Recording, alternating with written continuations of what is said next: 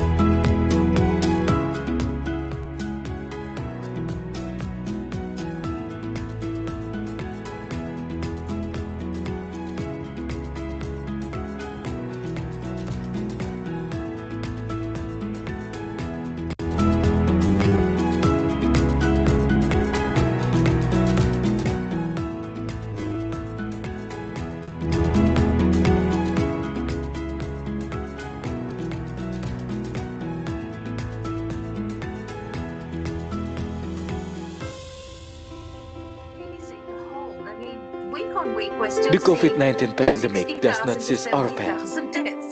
Eerily desolate. This is ground zero for the illness. It has been our responsibility to adapt and to innovate.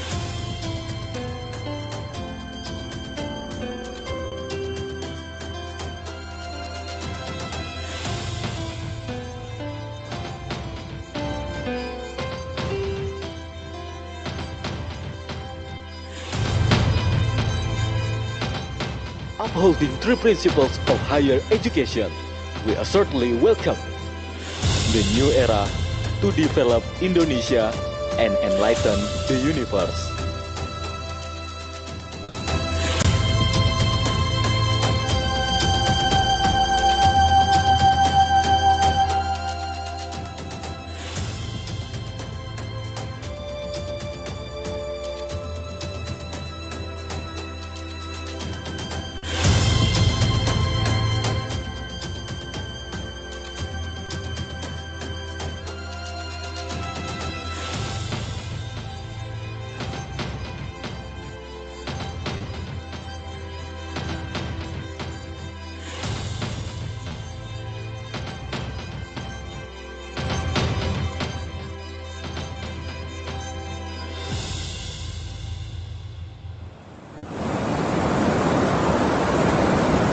Universitas Muhammadiyah Yogyakarta. Muda mendunia.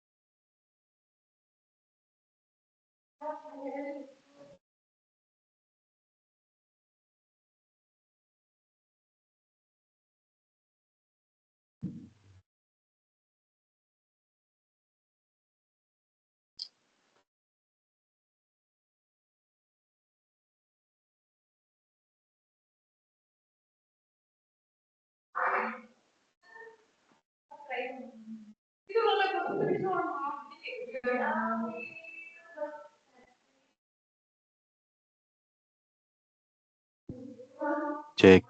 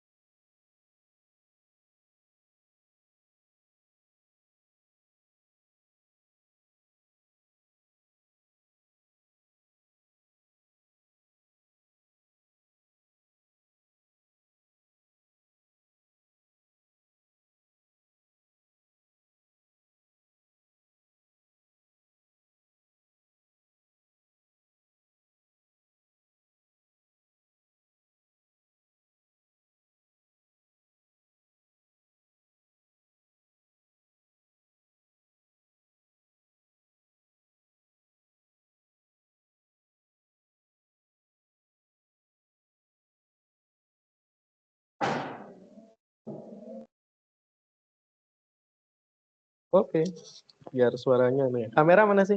Kameranya situ ya.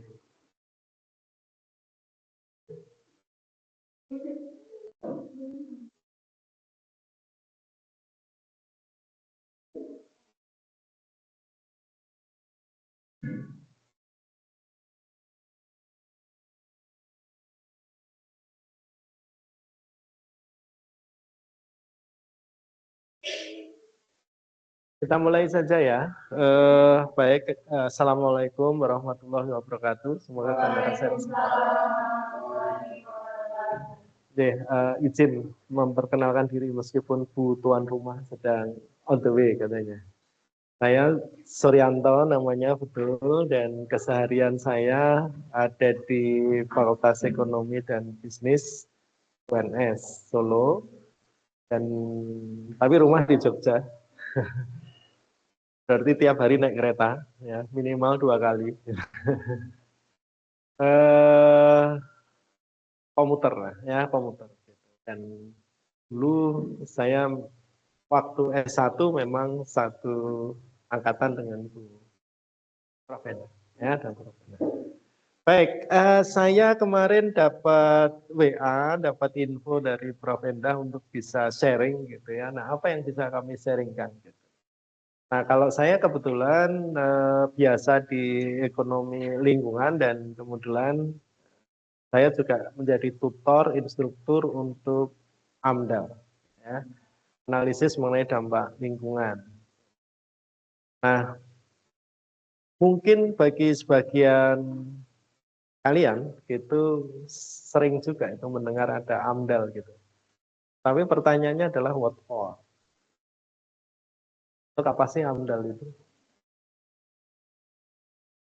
Ada juga mungkin yang pernah mendengar tentang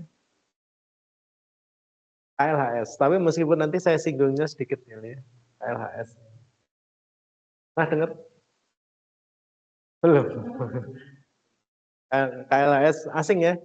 Tapi bagi ekonomi pembangunan itu mestinya relate ya. Kalau menurut saya malah justru sangat relate gitu.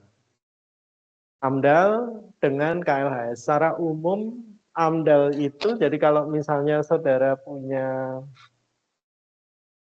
rencana kegiatan atau project gitu, maka pertanyaannya adalah untuk bisa memulai suatu pekerjaan itu atau rencana project atau kegiatan tersebut, maka harus dilengkapi dengan dokumen AMDAL dulu atau tidak.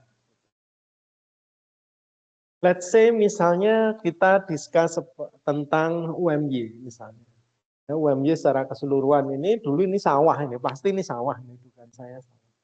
Kemudian ada perizinan untuk dibuat UMY, dibuat untuk kampus. Pertanyaannya adalah apakah pengembang UMY, dulu UMY itu dekat rumah saya itu ya, UMY yang sekarang jadi AMC, yang jadi apa rumah sakit gigi dan mulut itu, ya, itu rumah saya dekat situ. Ya. Nah kemudian pindah ke sini, itu pertanyaannya adalah pasti apakah dokumen yang ada di gedung yang ada di sini itu juga harus memenuhi dokumen AMDAL. Kalau prediksi saya ini pasti dokumen AMDAL harus dibuat. Tapi pertanyaan lagi adalah kenapa AMDAL itu harus dibuat? Ada yang konsentrasinya ekonomi lingkungan nggak? Ini semester berapa lah, Mas? Campur. Kayak mie aja ya. Mie campur, mie kuning. Semester berapa? 2. 3. Mana yang 3? Gagah berani bilang 3. Biasanya yang agak banyak itu terus 1. 4. Oh, ini udah hampir selesai ya. Udah tes ya, sudah. Terus? Wih, malah lulus. Oh, semester 5. Aman sudah ya. Oke, tadi saya sampai pada UMY. UMY itu butuh AMDAL. Nah, pertanyaan lanjutannya adalah mengapa harus dokumen AMDAL harus disiapkan? Ya. Maka jawaban saya adalah jawaban normatif. Ya, mohon maaf. Karena UMY berdiri itu pasti menyebabkan perubahan lingkungan itu secara mendasar. Perubahan lingkungan secara mendasar. Contoh misalnya ya. Dari awalnya adalah sebuah sawah, gitu. Terus kemudian berubah menjadi bangunan seperti ini, gitu. Maka fungsi yang pertama yang berubah apa? Tanah. Kemudian fungsi kemampuan untuk mengabsorb air, kan gitu. Ketika lahannya masih berupa sawah atau berupa lahan terbuka, maka ketika hujan, maka kemudian dia bisa masuk ke dalam tanah, gitu ya, bisa diikat. Tapi ketika ini berubah menjadi suatu bangunan, maka airnya itu kemudian tidak bisa terserap di bawah semua, maka terkumpul di talang. Ketika masuk ke talang, masuk dalam penampungan, dan penampungan akan dialirkan. Luasannya berapa? Luas bangunannya bisa nampung air berapa? Kalikan dengan luasan yang UMY akan bangun di situ, dan kemudian semuanya itu akan masuk dalam satu saluran yang sama, pembuangan yang sama. Kalau AMDAL-nya betul, Mas, kalau AMDAL-nya betul, maka dokumen AMDAL yang disusun oleh perencana pembangunan itu, maka ini besarnya air yang akan dibuang ini disesuaikan dengan ininya, kita akan membuang kemana, kemampuan untuk membuang kemana ini cukup atau tidak. Kalau saya dalam membuang ini dirasa tidak cukup untuk membuang, ya pertanyaannya adalah, maka jangan dibuang ke sana. Satu, ya jangan dibuang ke sana. Yang kedua adalah, kalau kemampuannya ini terbatas, maka Anda hanya diizinkan untuk membangun luasan terbangunnya itu sekian saja. Itu Anda. Kenapa kita menjadi sangat concern terhadap hal-hal yang semacam itu? Bayangkan dalam ekonomi pembangunan. Ekonomi pembangunan itu yang ekonomi pembangunan adalah satu disiplin ilmu. But kalau pembangunan ekonomi itu apa? Tujuan dari pembangunan ekonomi itu sebenarnya apa? Hah? Meratakan. Hah? Pertumbuhan one way. Yes. Meningkatkan kesejahteraan manusia, kan? Kesejahteraan masyarakat. In order to get the welfare, itu one way-nya adalah pertumbuhan. Ya kan? Tapi pertumbuhan bukan satu-satunya. Apa maknanya sebuah pertumbuhan kalau yang menikmati itu pertumbuhan itu hanya satu orang, dua orang? Sejahtera? Enggak Pak, saya enggak sejahtera gitu ya. Nanti ceritanya jadi melebar sedikit ya, enggak apa-apa. Pembangunan ekonomi itu tujuannya katanya adalah meningkatkan kesejahteraan gitu. Tetapi kalau kemudian UMY itu membangun, itu yang mendapatkan peningkatan kesejahteraan siapa?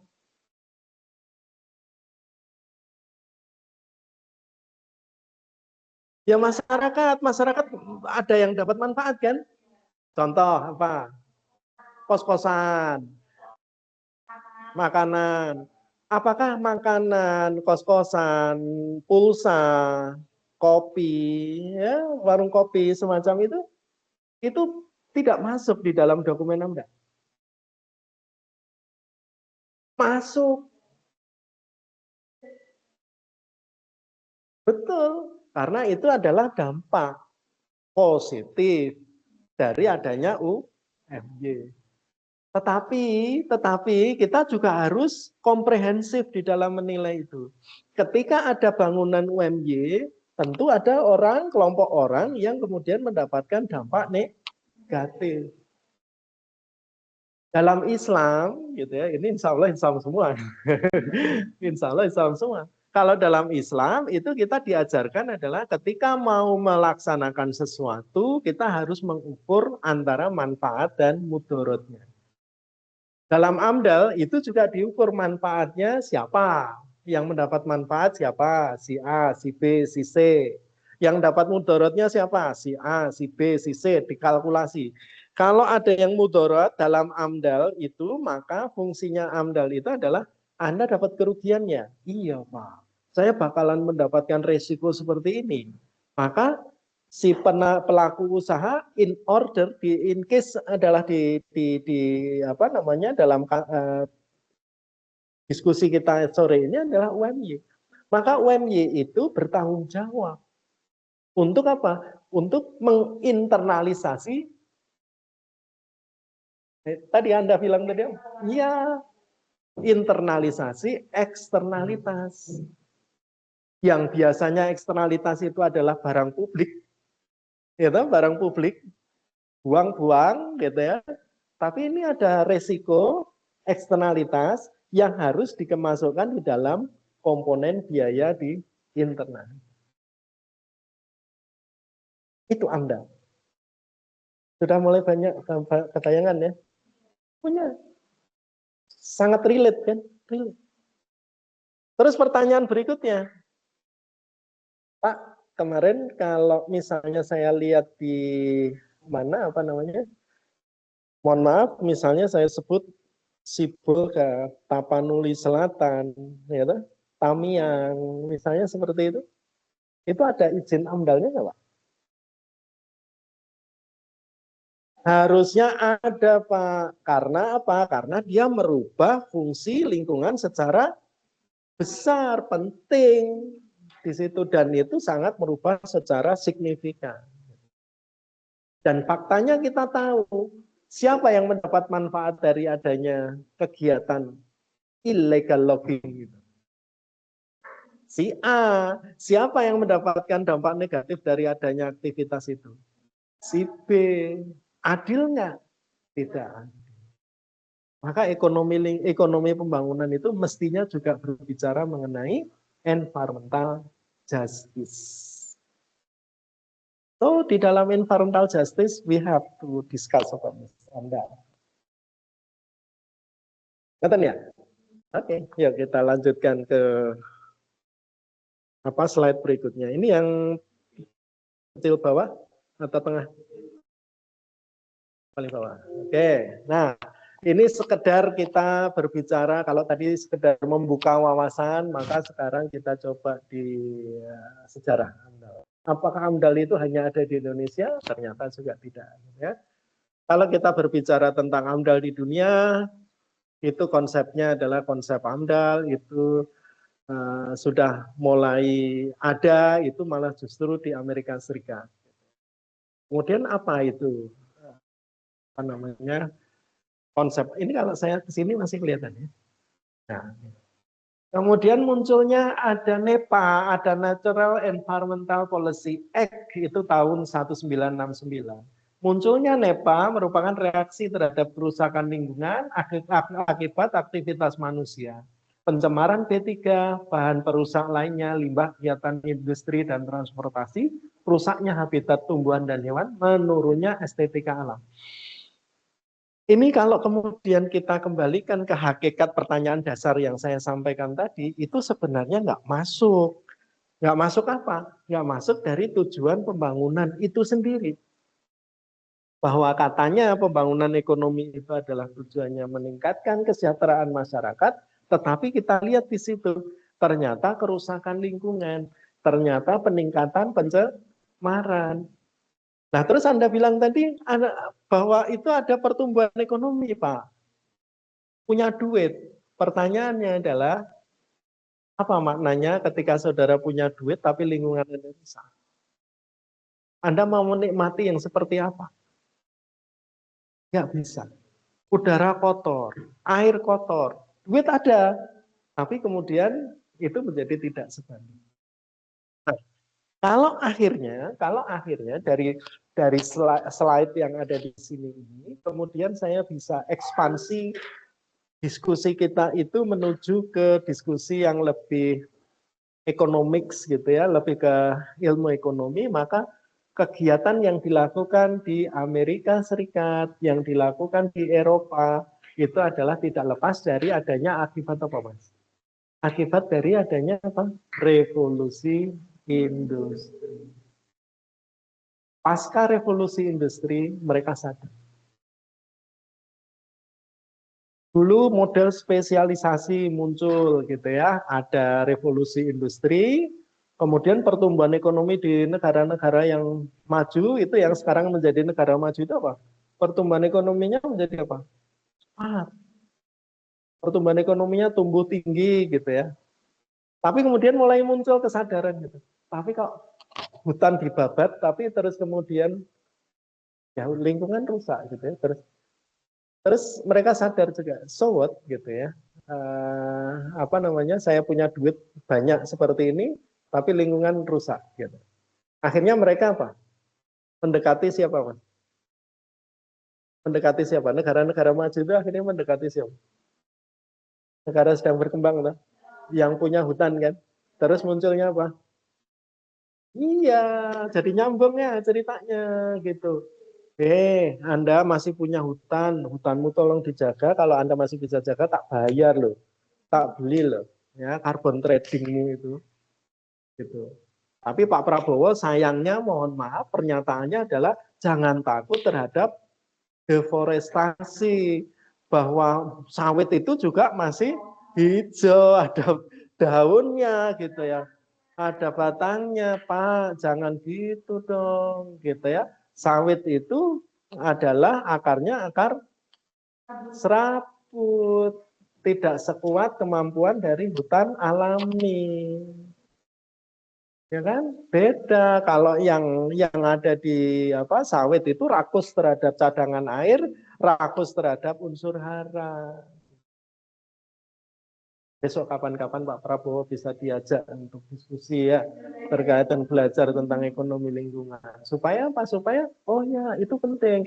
Jangan pula mohon maaf kita harus belajar juga dari pernyataan Anda kalau mau-maunya semangat-semangatnya Anda untuk mengembalikan alam seperti pada awalnya, ya, utuh seperti pada awalnya, itu dianggap seperti apa? Wahabi katanya. Oh iya, jadi ingat gitu ya, wah ya.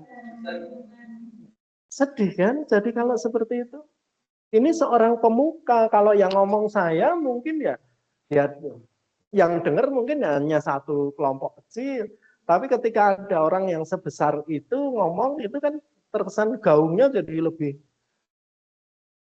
besar toh. Begitu lebih besar ternyata ya saya nggak tahu kuasa yang di atas sana itu terus kemudian membuka mata. Bilang, ternyata Anda tidak benar. Ya, pernyataan Anda perlu dikoreksi. Nah, saya akan kembali lagi ke sini. Kemudian ada sustainable development, gitu ya. Kemudian ada pembangunan berwawasan lingkungan. Kemudian ada World Commission on the Environmental and Development, ya, disingkat dengan WCED pada tahun 87, kemudian dimisikan pembangunan berkelanjutan, sustainable development, that meets the needs of the present without compromising the ability of future generation to meet their own needs. Kalau di Indonesia yang kita kenal dengan apa? SDGs. SDGs. Nah, SDGs di Indonesia itu implementasinya bisa dilaksanakan dengan menggunakan konsep KLHS. Nanti KLHS. KLHS kita, ya nanti saya jelaskan gitu ya. Jadi ini yang di depan itu konsep AMDAL, supaya bisa punya relate gitu ya, bahwa si atas itu adalah AMDAL, AMDAL pada level project, terus kemudian pembangunan yang berwawasan lingkungan, sustainable development, pada level kebijakan rencana dan program, maka dia masuknya di dalam dokumen KLHS. Oke, kita lanjutkan. Nah, kemudian kalau yang ini adalah sejarah AMDAL di Indonesia, ada tahap implementasi, kita masih ya meraba-raba lah gitu ya. Ini waktu Indonesia belum rusak-rusaknya ini ya, masih ya rusak tapi masih in the beginning gitu ya, istilahnya. Masih dalam permulaan gitu ya, ada tahap pengembangan gitu ya, tahap perbaikan gitu ya, tahap evaluasi sampai pada tahap percepatan investasi. Sorry to say, kalau kemudian Indonesia pada akhir-akhir ini adalah pada masa Indonesia sedang, kalau menurut saya ya di usia yang sudah saya jalani pengalaman ini adalah masa di mana Indonesia itu rusak-rusaknya. 10 tahun terakhir itu adalah masa di mana luar biasa tingkat kerusakannya, gitu ya. Dan apa namanya, lingkungan itu jelas dianggap sebagai sesuatu yang malah justru dia di sini ya, mohon maaf, di tahun 2020 itu ada upaya untuk tahap percepatan investasi. Kalau dulu pernah saudara mendengar ada undang-undang percepatan investasi Omnibus Law. Omnibus Law. Ya, itu sebenarnya apa? Sebenarnya adalah bagaimana upaya dari pemerintah untuk mempercepat investasi, kemudian mengignorkan masalah lingkungan. Jadi yang dituduh lama, investasi itu yang dituduh lama, itu salah satunya siapa? AMDAL. Jadi kalau orang mau invest, itu dianggap lama, gitu. Karena apa? Karena harus ngurus AMDAL. Padahal kita itu ngurus AMDAL itu supaya apa? Supaya untuk kita mengkaji dengan lebih terang benderang siapa yang mendapatkan manfaat tadi, siapa yang mendapatkan kerugian, supaya apa Mbak? Supaya apa? Menginternalisasi eksternalitas tadi. Konsep ekonominya begitu. Tapi dianggap oleh orang yang pro terhadap investasi itu dianggap memperlambat. Kalau boleh saya kasih tahu, sebenarnya pengalaman saya di dalam praktisi AMDAL begitu juga di praktisi AMDAL, itu yang membuat lama itu bukan penyusunan dokumen AMDAL-nya. Ya, yang lama itu memang apa? Ya pengalaman saya itu yang lama itu adalah kelambatan dari timnya. Gitu, kelambatan dari timnya. Karena AMDAL itu ketika sidang itu mestinya sudah ada jadwal-jadwalnya. Jadi sebagai contoh ya, saudara itu kalau skripsi itu kan ngalamin ya, dikasih waktu dosen itu seminggu, dikasih waktu 2 minggu, atau dikasih waktu 3 minggu. Kadang-kadang suka molor ya, ya nggak? Tahu apa yang akan kita lakukan gitu ya, tapi nantilah gitu ya, itu nanti. Padahal itu tanggung jawab pribadi, hanya satu orang gitu. Nah bayangkan di dalam AMDAL itu, Mas dan Mbak ya, di dalam AMDAL itu ada ahli teknik, ada ahli fisik, kimia, biologi, ada yang dari geografi, ada yang dari ekonomi, ada yang dari sosial, ada yang dari budaya, dan seterusnya. Semua harus mengkoreksi. 4 orang dari 5 orang sudah mengkoreksi selesai, tinggal satu yang nggak selesai. Dokumennya jadi nggak? Nggak jadi. Itu yang bikin lama. Itu teorinya, prakteknya di lapangan seperti itu. Oke, poinnya di dalam slide yang ada di sini, itu saya ingin menunjukkan bahwa AMDAL di Indonesia itu memang sering ditabrakkan dengan adanya kebijakan yang pro investasi itu. Padahal kalau zamannya Pak SBY, dulu kalau saudara masih ingat, itu ada kebijakan pembangunan itu yang pro growth, dan satunya lagi lupa, belum lahir, sudah dong. Pro growth, dan yang terakhir ada pro environment. Ya kan? Ada pro environment. Tapi ketika Pak SBY turun dan digantikan oleh presiden yang baru, gitu ya, baru heboh ditanya ijazah, gitu ya, baru heboh ditanya ijazah, itu di dalam nawacitanya itu tidak ada yang namanya environment. Itu menunjukkan komitmennya, gitu ya, komitmen terhadap environment. Gitu. Dan unfortunately juga gitu ya, Menteri Kehutanan yang ditunjuk pada masanya itu bukan Menteri Kehutanan yang justru mempertahankan hutan, tetapi dia seperti punya aset bahwa hutan ini bisa diperjualbelikan. Ini fakta gitu. Dan Harrison Ford ya, beberapa kalau sudah pernah lihat itu di tayangan media sosial itu nggak terbantahkan itu. Nah, sulit ya, sulit. Padahal pelaku. Kalau yang itu. Nah, sekarang Mas bisa nggak ya Mas, jenengan bisa ini ya, muter di YouTube ini. Kita bisa lihat video bareng-bareng deh. Kalau yang di saya, di komputer saya mohon maaf tidak bawa laptop tadi. Apa namanya? Kalau bisa diklik gitu. Nah, ini. Coba kita diskusikan bareng.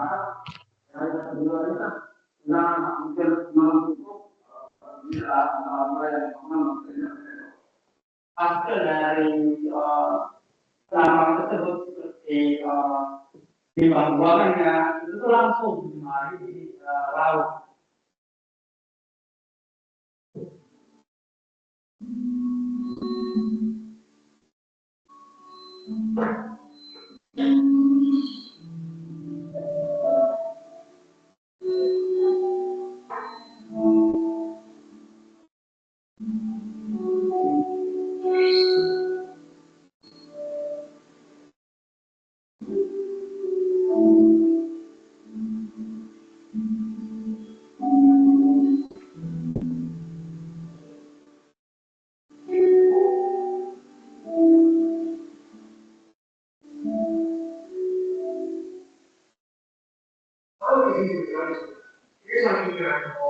Ada iklannya.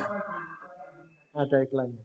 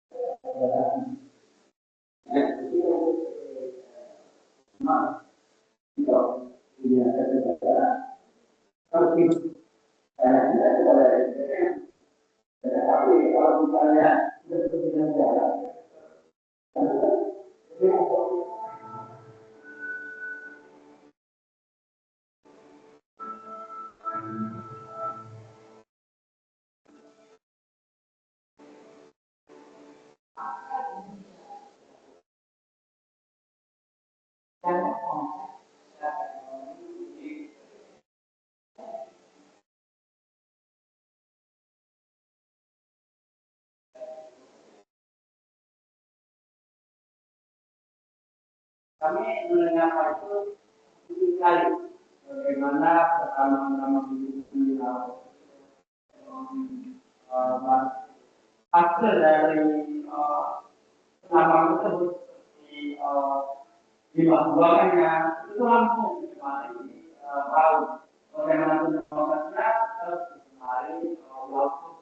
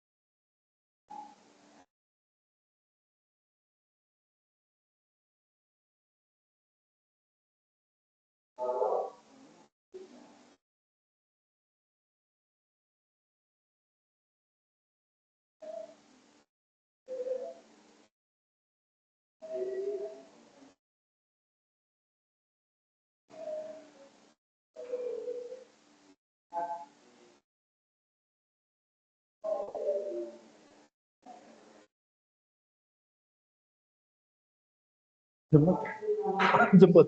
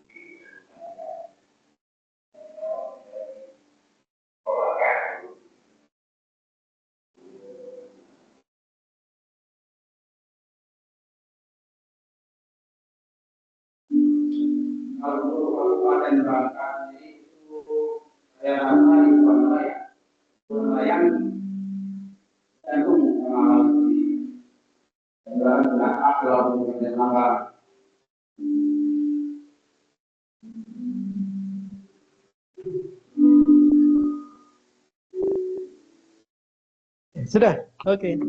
Kita lanjut ya. Gimana? Ada yang bisa mohon izin, Prof. Saya lanjut ya.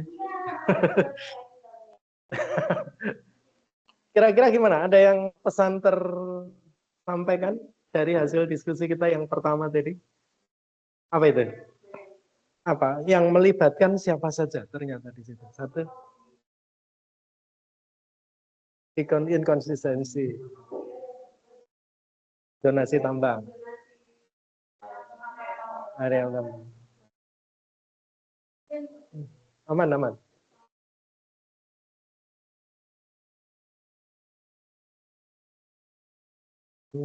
Pas ya? Pas ya? Nah.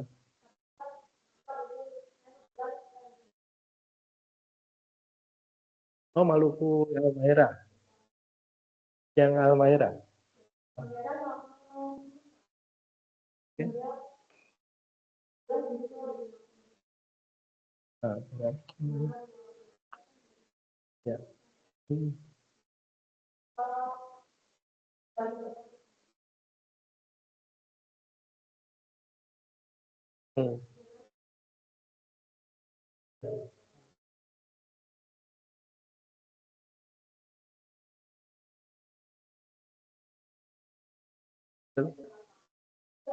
Betul, betul, betul, betul. Aman, masih aman. Terus.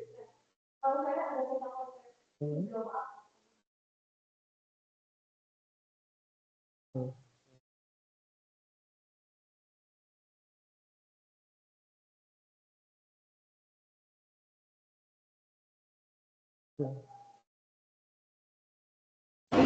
Dan juga tentang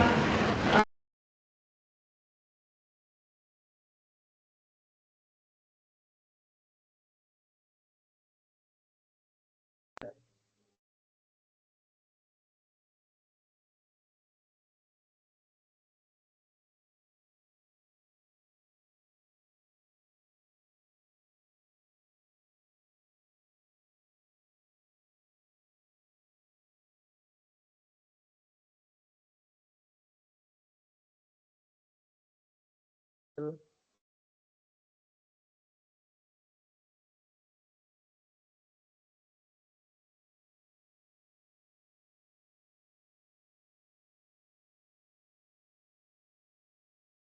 Hmm.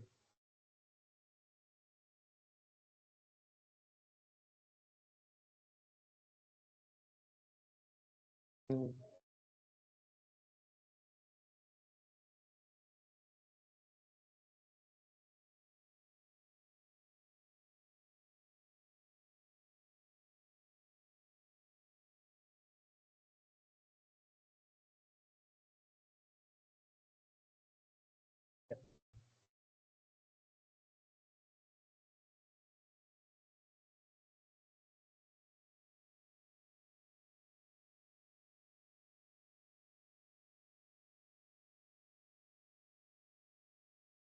Betul.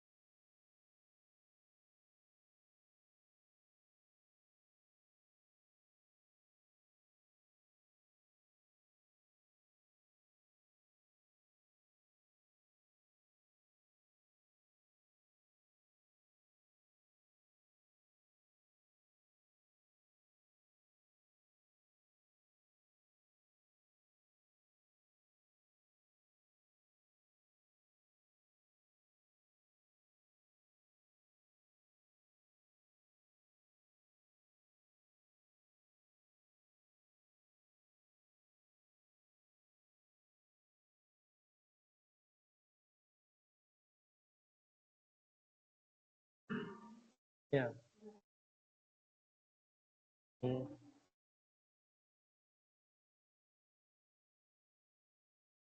Ya, ya. Iya, iya, betul, betul. Dan itu terjadi. Dan itu terjadi.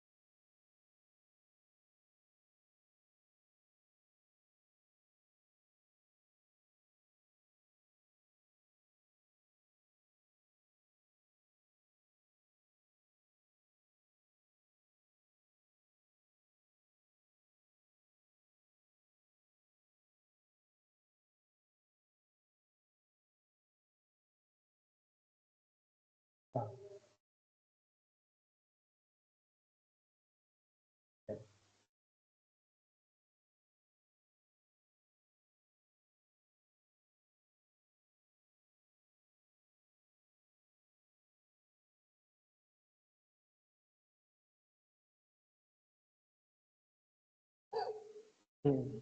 Hmm. Hmm.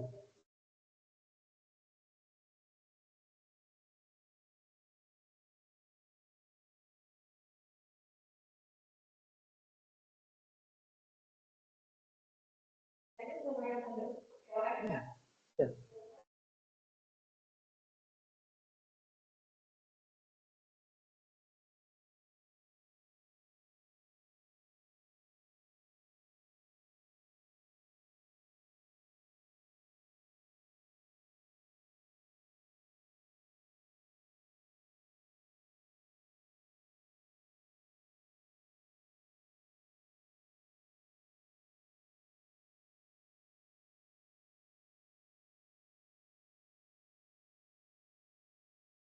Iya,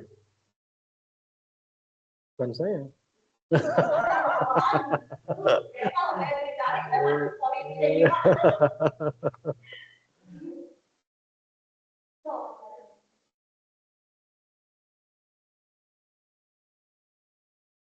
Unik ya, dapat info banyak ya. Kebetulan karena saya sempat tertarik dengan Maluku dengan saya belajar dengan ada satu wilayah di Maluku Pak yang hampir 11 keluarga lokal itu Pak kalau ada itu dimenjarakan adalah dianggap sebagai feminisme di samping mereka meninggalkan kemudian mereka merasa ini mereka akan jadi ada bencana loh karena di sana kan tambang bisa kayak ingin tambang di Sleman ada tambang di Bantul ada tambang dan jaraknya kalau dengan kayak jarak cuma 20 menit Dan repotnya wilayahnya dari bawahnya. betul. Nah dari situlah berangkat kita tentang dalam ini itu tidak cukup kuat untuk mendukung orang-orang yang terhubung di sana.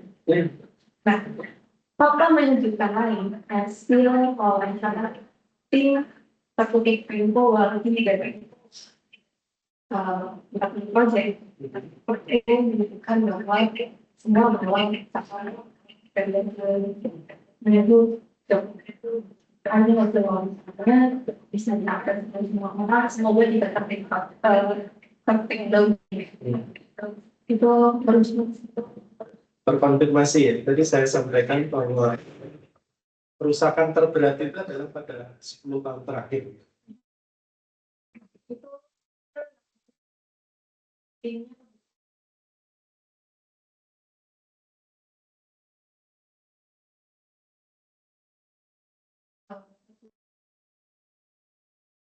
aja Pak, nanti kalau banyak orang salah Enggak. Ada komen lain enggak? Ada yang punya mau disampaikan? Coba Mas, yang ingin saudara sampaikan. Masih malu, Pak.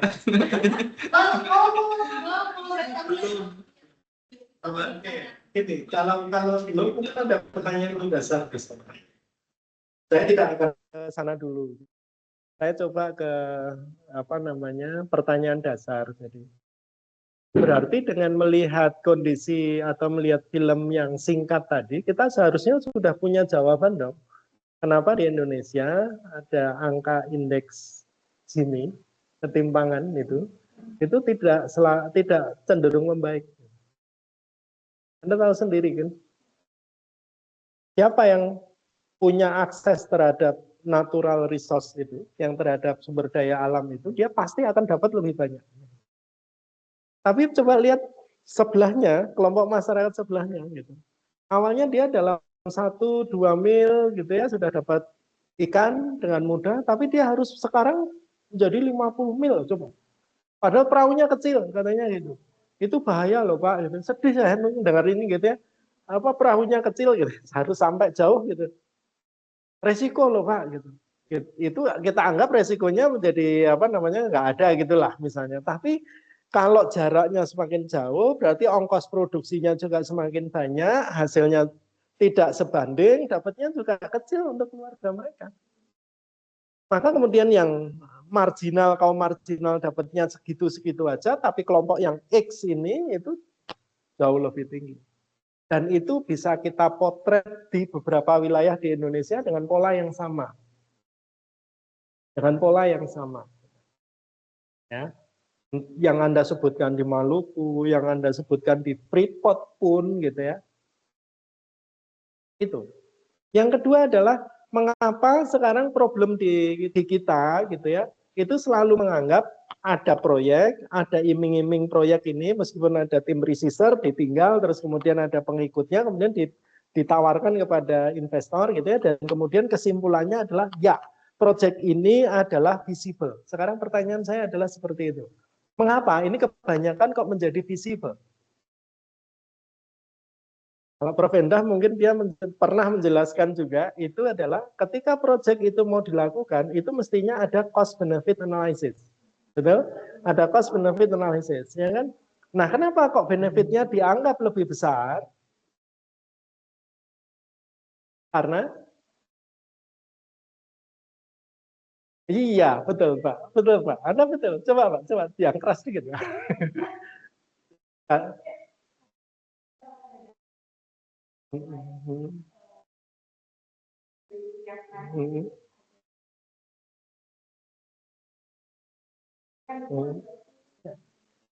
Ada dampak yang sebenarnya itu dimasukkan di dalam penghitungan, tetapi kemudian diignore kan. Contoh tegakan kayu, hutan misalnya, ini ada hutan, ada tambang masuk gitu ya. Itu yang biasanya dihitung itu apanya? Oh ini ada nilai tambang, itu dianggap sebagai benefitnya gitu ya. Terus salah satu cost-nya itu yang dimasukkan adalah apanya? Tegakan kayunya. Oke, tegakan kayunya ada gelondongannya berapa gitu kan. Dalam 1 hektar ada kayu, oke lah, ada muatannya berapa berapa kubik di situ, terus kemudian dinilai nilai tegakannya. Tetapi kita sendiri diam ketika apa? Nilai-nilai yang lain di luar dari tegakan kayu itu juga ada nilai rupiahnya.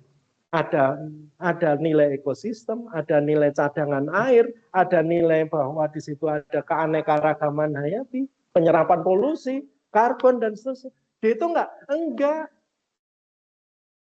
Ya kan? Jadinya kelihatan apa? Oh, tambang selalu lebih tinggi ketika apa dilakukan.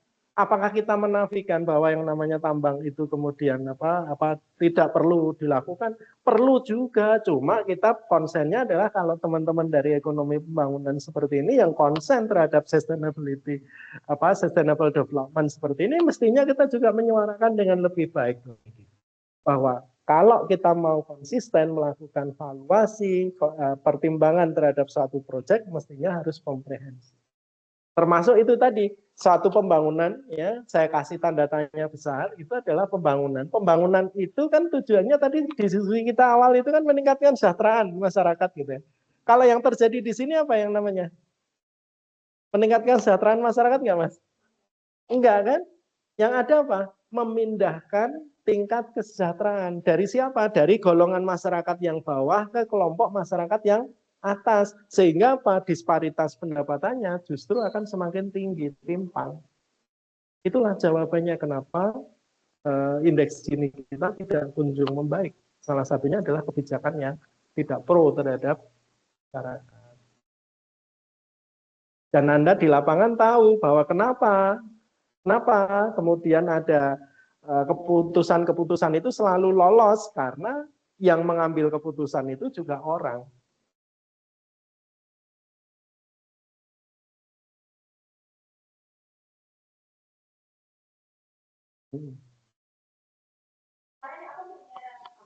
Ya.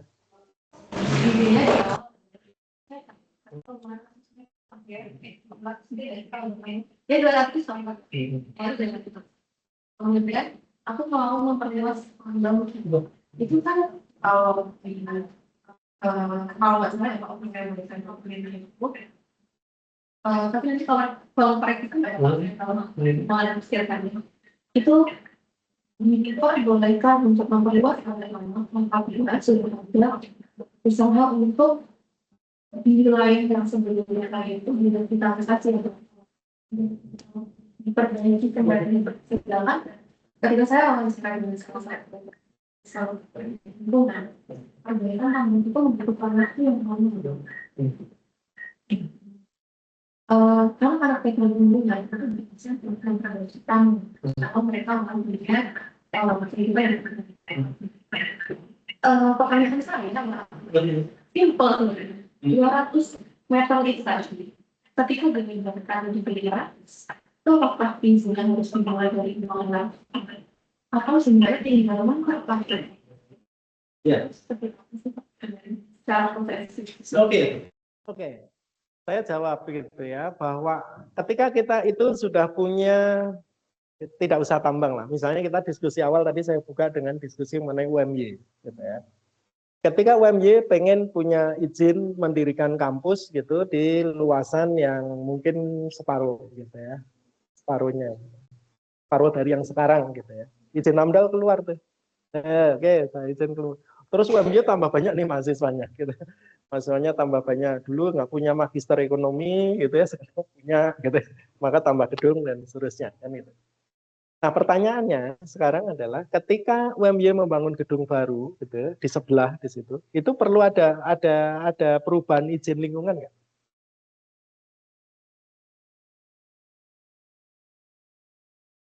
Konsepnya kita di awal kalau kita ingatkan kembali konsepnya ketika di AMDAL, ketika dia itu merubah suatu rona lingkungan yang cukup signifikan dan sangat signifikan, maka dia harus mengajukan izin baru. Betul, betul. Jadi yang namanya ini awalnya adalah separuh, terus kemudian memperluas separuh sebelahnya, itu pasti akan merubah rona. Awalnya ronanya adalah misalnya dia adalah luas tutupan lahannya itu adalah misalnya sawah atau kemudian hutan misalnya, dia rubah menjadi suatu bangunan, tentu fungsi-fungsi yang sebelumnya itu adalah fungsi dari hutan, ekologi, ekosistem dan seterusnya, itu pasti berubah. Iya dong, ya, harusnya iya. Nah, CSR-nya itu kan sebenarnya kalau Anda istilahnya tadi itu adalah apa namanya? Penebus dosa. Istilahnya penebus dosa, pengampunan dosa, mohon maaf ya. Nah, karena kita mungkin nggak biasa gitu ya melakukan pengampunan dosa gitu ya. Biasanya yang melakukan pengampunan dosa di mana? Di Katolik betul. Ada bilik khusus gitu ya. Saya mohon maaf sudah pernah melakukan dosa gitu ya. Oke. Jadi kesimpulannya adalah kalau ada perubahan rona yang cukup signifikan, maka dia harus mengajukan izin baru. Dan minimal dia harus mengadendum AMDAL-nya. Jadi AMDAL-nya sudah ada, kemudian kalau mau baru ya harusnya diadendum. Dan pertanyaan selanjutnya tadi itu, Pak, kalau yang namanya tambang itu kan mestinya ketika dia buka lahan, maka dia harusnya memperbaiki itu. Iya, itu tanggung jawab dari perusahaan. Prakteknya begini, Mbak. Ketika dia mau mengajukan izin, maka dia harus melakukan pendepositan dana itu ke ya pemerintah gitu ya. Sekian rupiah kan begitu ya. Tapi prakteknya itu dana tersebut tidak digunakan.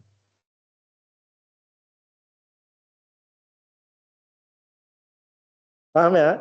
Paham. Daripada digunakan, ya sudah yuk.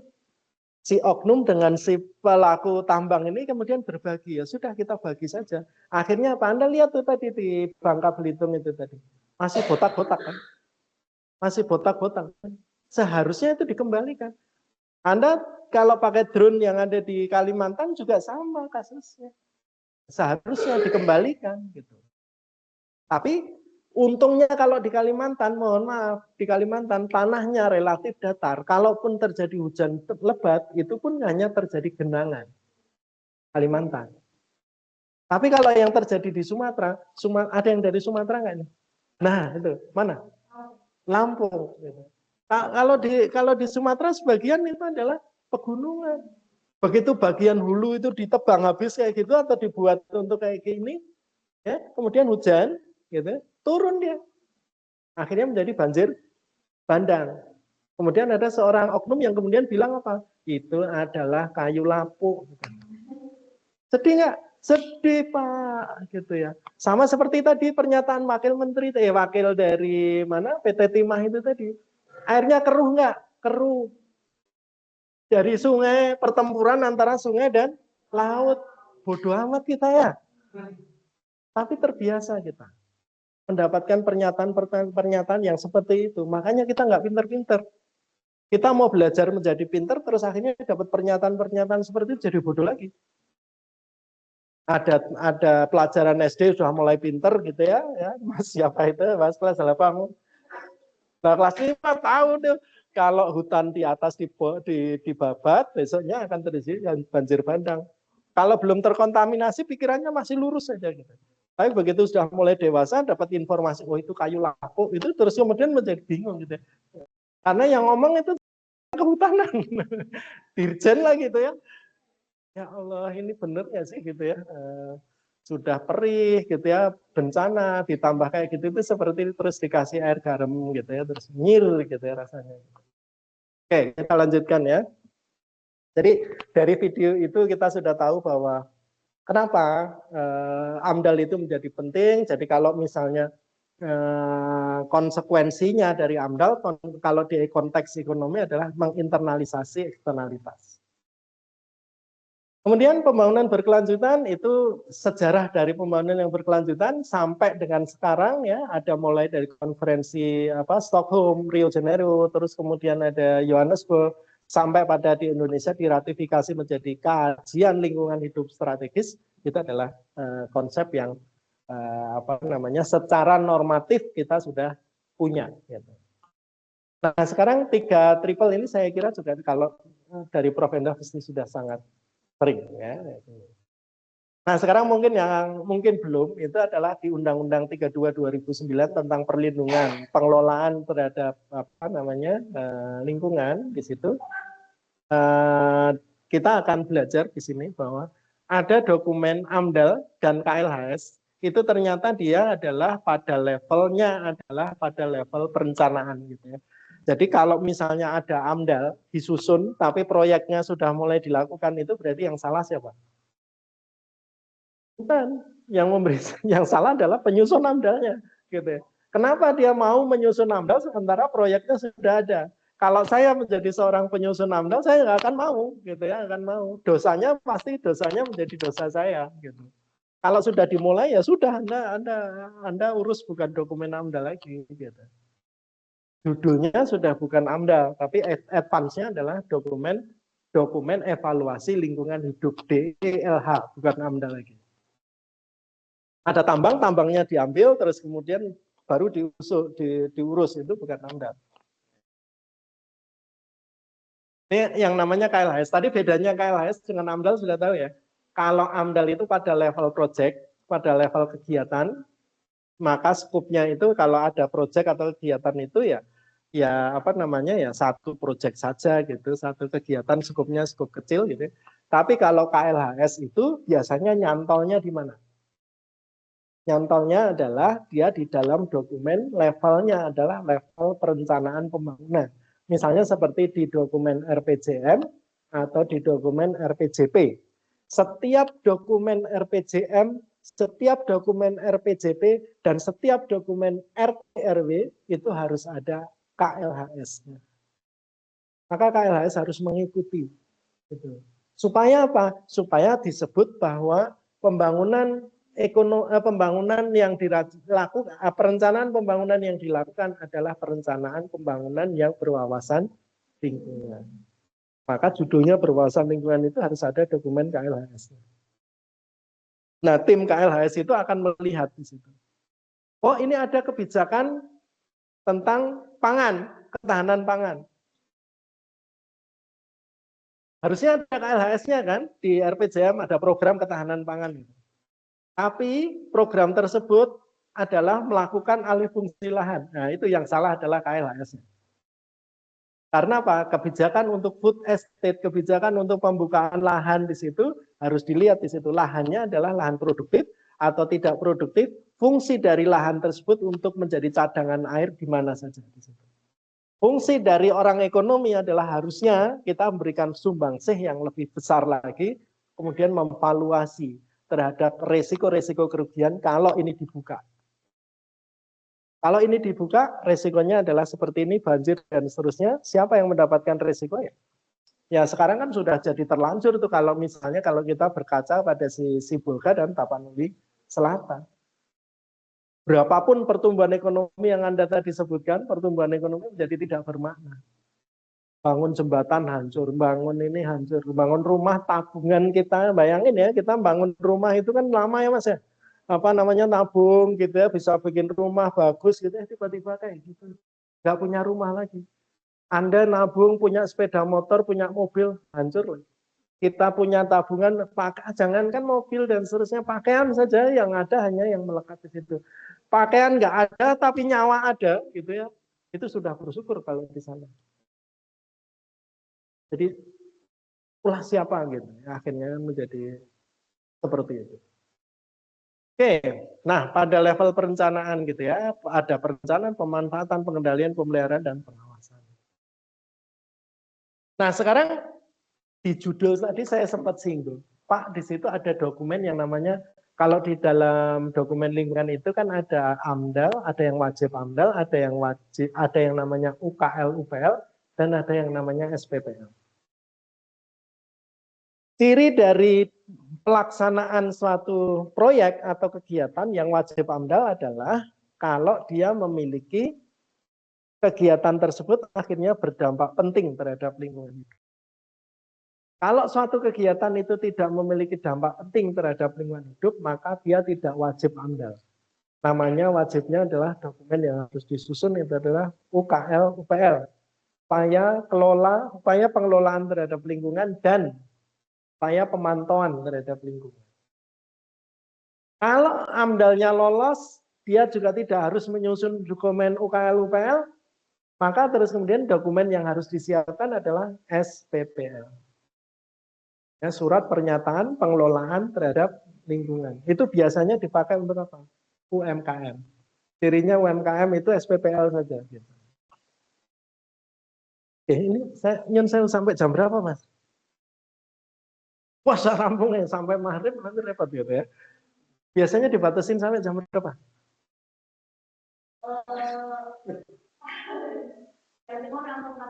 Oh, jam 5 rampung KPN ya, ada 5 menitnya. Oke.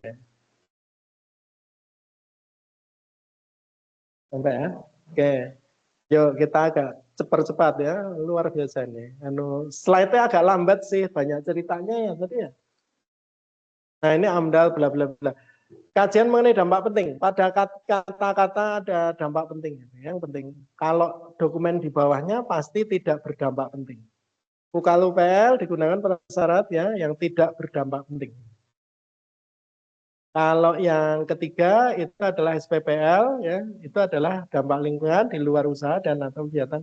Contoh misalnya seperti pabrik tahu misalnya gitu ya. Itu SPPL mestinya ya. Perubahan lingkungan hidup yang sangat mendasar diakibatkan oleh suatu usaha dan atau kegiatan.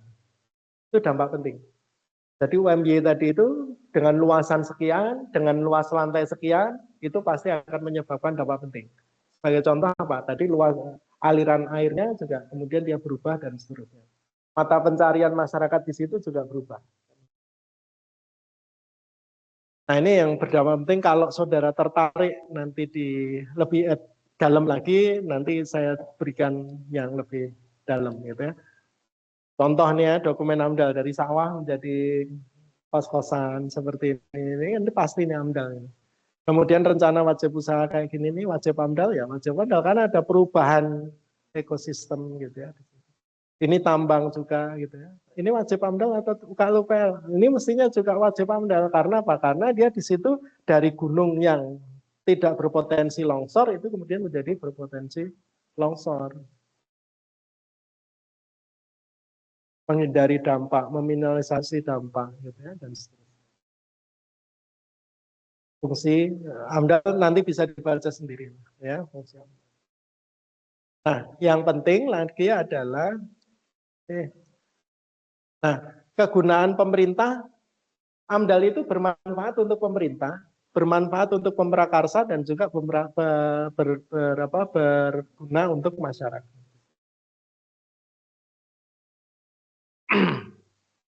Pemrakarsa melindungi proyek dari tuduhan pelanggaran dan seterusnya. Kemudian mempersiapkan rencana pemecahan masalah yang akan datang. Nah ini yang saya sampaikan, mohon maaf, ini sebagai penutup sekalian gitu ya, bahwa AMDAL itu yang saya sampaikan adalah pada tataran normatif. Kalau kemudian di dalam prakteknya itu banyak penyelewengan dan seterusnya itu oknum ya. Tapi tujuan dari AMDAL sudah saya berikan ya, konsep AMDAL-nya seperti apa, tujuannya dalam ekonomi pembangunan itu menjadi seperti apa gitu ya. Tapi dalam prakteknya itu akhirnya banyak hal yang kemudian bisa dimainkan itu pasti adalah oknumnya. Ya saya kira begitu, sudah jam 5 kurang 1 menit gitu. Nanti mungkin waktu saya harus akhiri ya, terima kasih. Mungkin saya sampaikan kepada Mas siapa namanya? Oh, oh menanya silakan. Kalau masih ada waktu saya.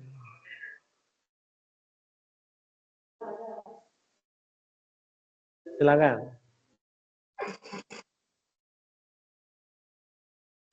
Pak, izin Monggo, tanya, Pak. Pak. Ya, silakan. Kaitannya dengan AMDAL, saya mau tanya Pak Profesor Suryanto, misalnya ada suatu perusahaan yang kaitannya tambang, kemudian dia itu menyalahi AMDAL yang sudah dibuat, itu seandainya berdampak lingkungannya sangat besar, misalnya menyebabkan banjir itu bisa dituntut masuk ke ranah pidana atau perdata Pak, atau salah satu atau keduanya dia dapat Pak mengganti kerusakan lingkungan, kemudian dia bisa mendapatkan hukum pidana itu Pak, tuntutan pidana. Itu Pak yang kami tanyakan Pak, terima kasih Pak. Ya, matur nuwun. Ini dari siapa? Pak Priyo. Priyo, Mas Priyo. Ya, pertanyaannya baik. Ini ada hal yang tersisa, penjelasan saya yang belum lengkap ya, berarti tadi. Bahwa AMDAL itu dokumen pada level perencanaan. Izin syarat AMDAL, misalnya AMDAL sudah dibuat, maka kemudian menjadi syarat untuk melakukan kegiatan dapat izin lingkungan ya untuk melaksanakan kegiatan tersebut.